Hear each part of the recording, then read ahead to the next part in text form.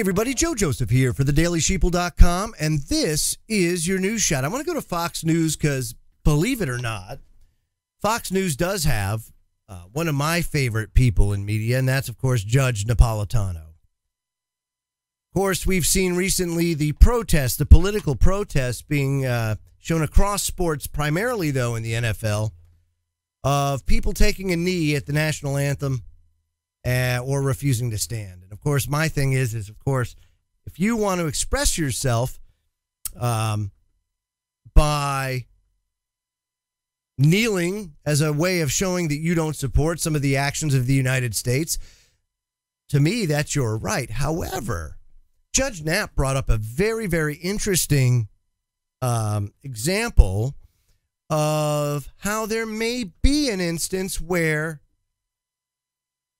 you're compelled to stand, and it would be legal. Now, he starts off his piece with a quote from the Supreme Court of the United States versus New York, 1969. Listen to this. It says, the constitutionally guaranteed freedom to be intellectually diverse or even contrary, and the right to differ as to the things that touch the heart of the existing order, encompass the freedom to express publicly one's opinion about our flag, including those opinions which are defiant or contemptuous.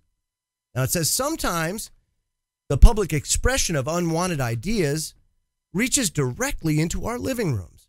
When Donald Trump attacked a half a dozen or so professional football players who, instead of standing during the traditional playing of the national anthem prior to football games, and instead they took a knee by kneeling on one or both of their knees during the anthem, hundreds more players on national television took a knee in defiance of the president.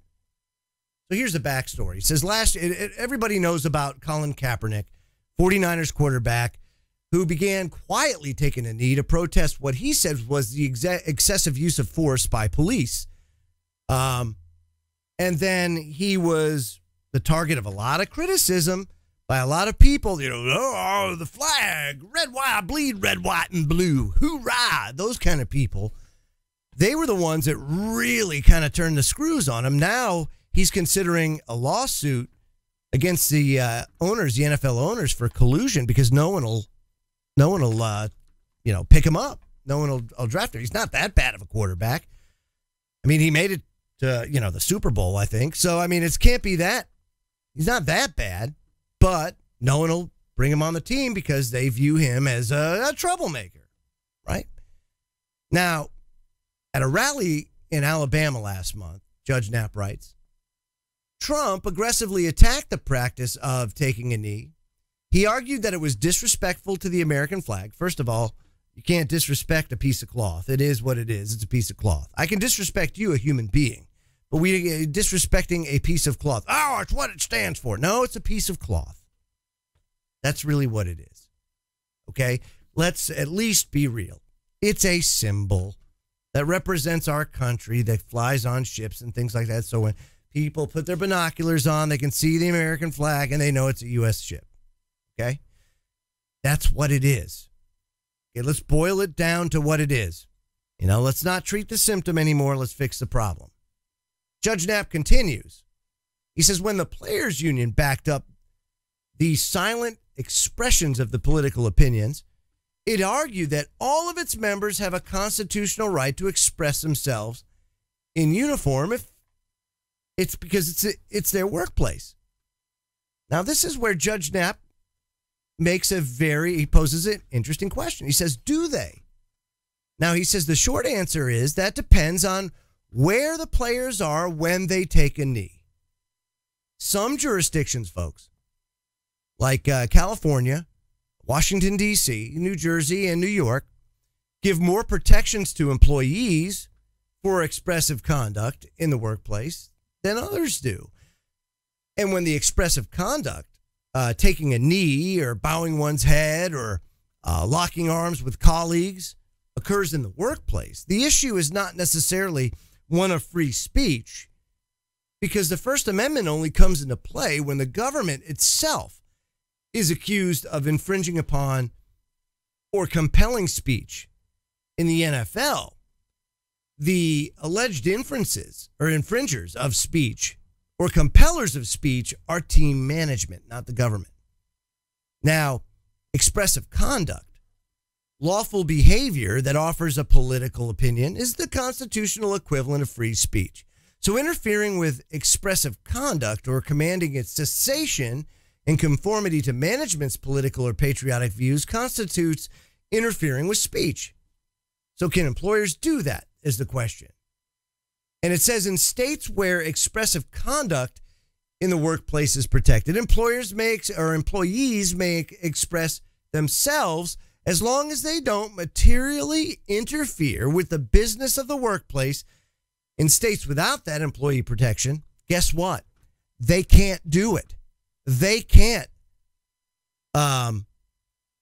protest or articulate themselves and their message through an act like taking a knee. Isn't that interesting?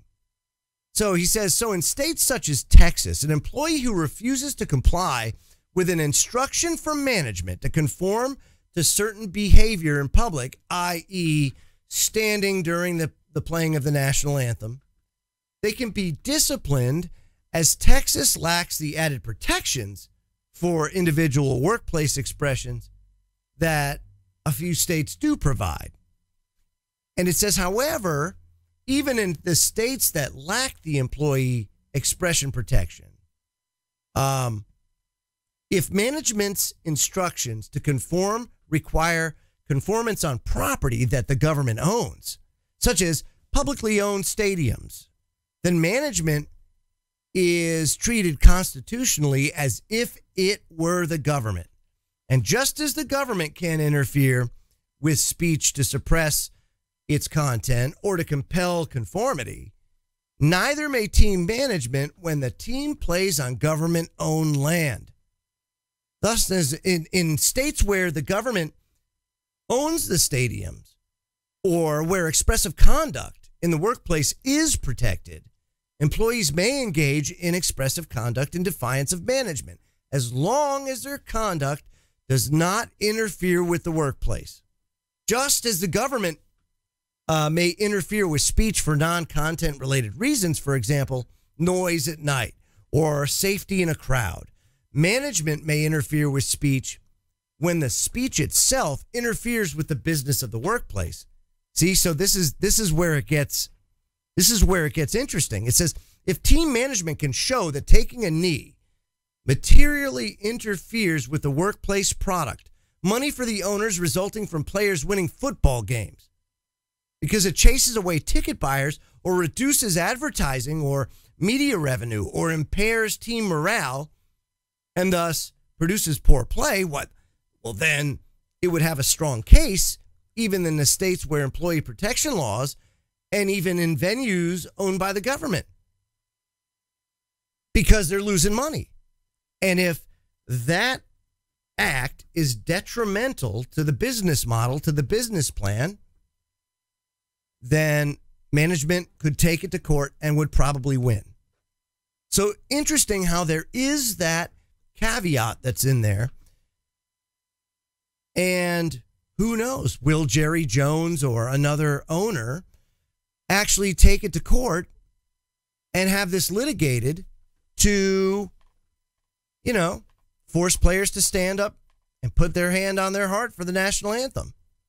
Time will tell, my friends. I'm Joe Joseph. This was thedailysheeple.com's News Shot. Feel free to comment below and visit our website at thedailysheeple.com. Have a great day, everybody.